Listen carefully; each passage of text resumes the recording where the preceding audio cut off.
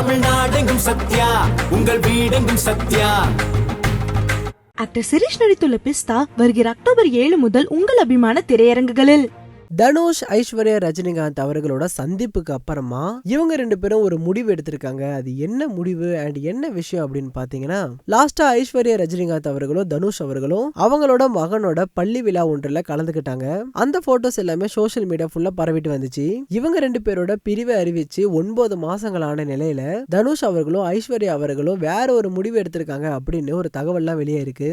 Actor Dhanush அவர்களும் அவரோட மனைவி ஐஸ்வர்யா ரஜினிகாந்த் அவர்களும் பரஸ்பரம் மனமொத்து பிரியிறோம் அப்படின்னு சொல்லிட்டு போன ஜனவரி மாசம் ஒரு அறிவிப்பை வெளியிட்டாங்க.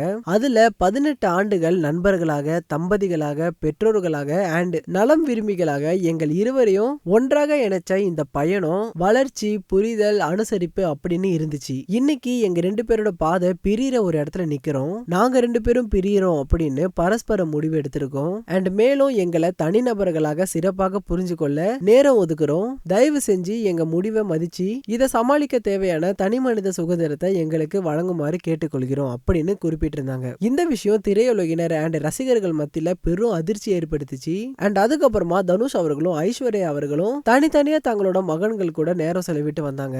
கடந்த மாசம் மகனோட பள்ளி விழாவில் ரெண்டு பேரும் கலந்து கொண்டிருந்தாங்க. ரொம்ப நாள் கழிச்சு ஒரே புகைப்படத்துல ஐஸ்வர்யா அவர்களும் தனுஷ் அவர்களும் இருக்கிறத பார்த்த ரசிகர்கள் எல்லாருமே ரொம்பவே ஹாப்பி ஆயிட்டாங்க.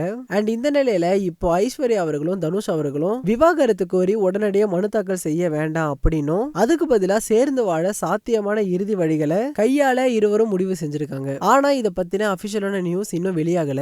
அவர்களோட திருமண நாளான நவம்பர் 18ஆம் தேதி இத பத்தின அறிவிப்பு வெளியாகும் அப்படின்னு எல்லாருமே எதிர்பார்த்துட்டு இருக்காங்க. சோ வீடியோ பார்த்துட்டு இருக்க வியூவர்ஸ், இந்த நியூஸை கேட்டா உங்களுக்கு என்ன தோணுதுன்றதை கீழே கமெண்ட் பாக்ஸ்ல கூட ஷேர் பண்ணிக்கோங்க. இதே மாதிரி இன்னும் நிறைய அப்டேட்ஸ்ல நீங்க மறக்காம கேட்டு தெரிஞ்சுக்கிறதுக்கு சினி உலகம் சேனலை சப்ஸ்கிரைப் பண்ணிக்கோங்க. பக்கத்துல இருக்க பெல் பட்டனையும் கிளிக் பண்ணிக்கோங்க. தமிழ்நாடெங்கும் சத்யா, உங்கள் வீடெங்கும் சத்யா.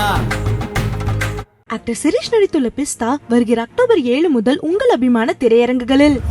இங்கே நிறைய ஒரு டாக் ஒன்று போயிட்டு இருக்கு. இன்னும் நாணயவீரன் வெற்றி அடையலை, பொன்னியின் செல்வன் வந்த பிறகு நாணயவீரன் மொத்தமாக காலி ஆயிடுச்சு அப்படின்ற மாதிரி டாக்ல என்னால் ஒத்துக்க முடியாது.